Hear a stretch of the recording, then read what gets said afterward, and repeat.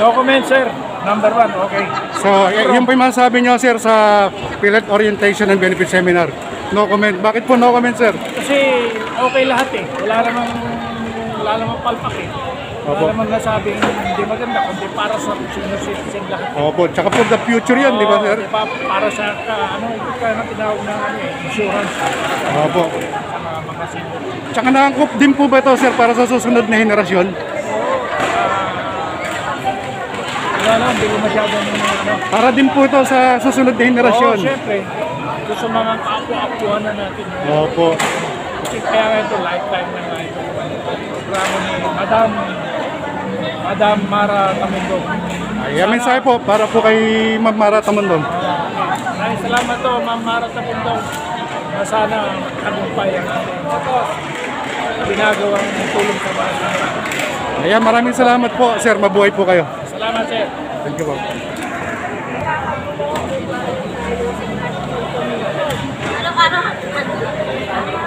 Sa Panagod, sa National Commission, wala niya.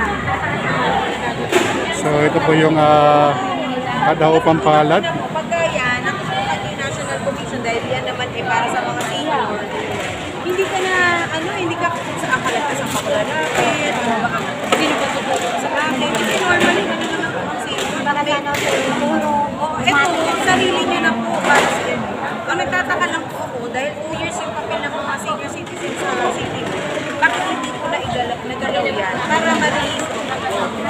Yes, ma'am. I'll go with you.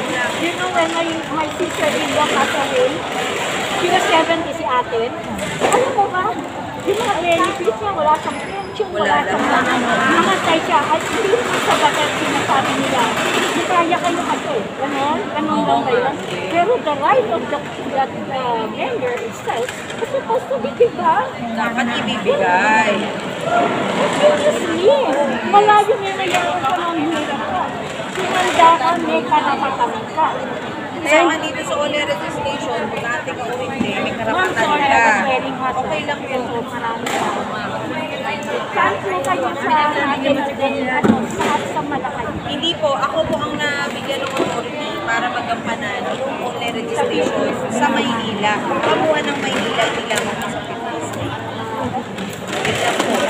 Sa akin na siyempre, malaking tulong sa mga senior. Kung meron kang sarili mo, ahensya, sa'yo sa diba po? Kaya nagtataka ko sa ibang, ay thank you po. Ito kasama ko sa Bible study. Ay gano'n? Parang hindi siya.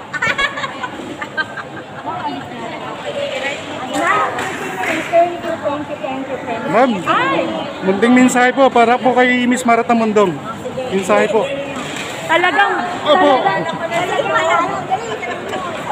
pagsalita, pero itsura ko ngayon, hindi ako maganda po. Opo, Well, for Miss Mara Tamundong. Opo, maganda po yung mga... I tell you this, yung ginawa niya, as of now, para ma-lessen ang trabaho going to Nagtahan, this is something that is a good project ng National Commission. Well, God bless her, and hopefully I could help in some other ways, maski in small streams. Kaya ang taong katulad niya, pagpapalari. Yes. So yun nga po, no, after pilapan, kukunin po nila yan, then after a week, babalik po sila rito para ipamahagi muli ang mga form na to sa ating mga minamahal na senior citizen ng barangay 828 Zone 89. So maraming salamat po, PhilHealth staff, at also sa mga angels po, sa mga kasama po na ating minamahal na si Miss Mara Tamundong. Then po, next Sunday po makukuha natin ang mga IDs nila. At yung mga IDs na yon, ibibigay ko po doon sa mga zone president po niya. Ayun, so malinaw po, sa sikat ng araw, ibabalik daw po ang form na ito after 1 week ng senior citizen. So kasama na po nito yung ID ng PhilHealth.